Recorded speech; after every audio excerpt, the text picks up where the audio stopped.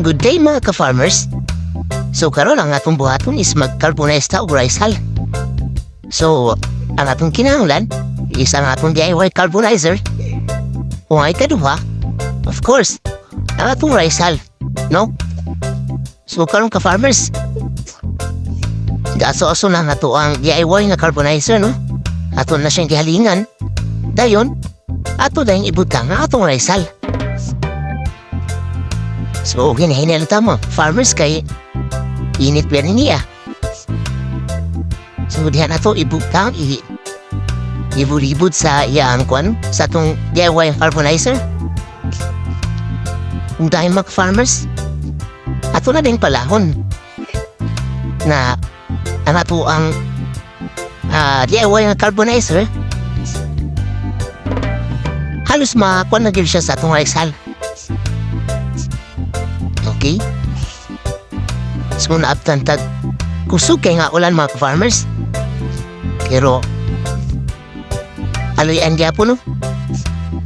Survive na gyapon ang ato ang decarbonize nga rice hull. Basta kay mag-aso-obso na siya mga farmer, automatic. Kung makita na ito, no?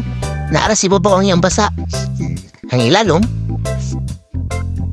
ugara gyapon. So naapta na tagabi karong mga ka-farmers, pero kinaga, gaso ng gyapon, no? Pagkabuntag, automatic. Nahimo lang atong carbonized rice hull. So, ato na siyang palapalahol na yun. Ato lang kwaon na nato ang DIY nga rice hull carbonizer, no? Muna siya atong DIY. Dayon, ato na dahil patago na siya mga farmers. Kaya aron, ato na siyang mabutangan o tubig. Kaya dito na butangan tubig mga ka-farmers, maagi yun ang nato mga atong gihimo nga carbonized rice hull. So, tarungon kinato puta tubig mga ka-farmers nga mahimo mapatay yun na to ang kalayo. So, kana. Dayon, bisa nabutan na siya tubig, ato na po na siya palahon mga ka-farmers. Atong palahon, hangtod nga ma-mix na itong tubig. Ug dayon, hangtod nga nili na siya magaso.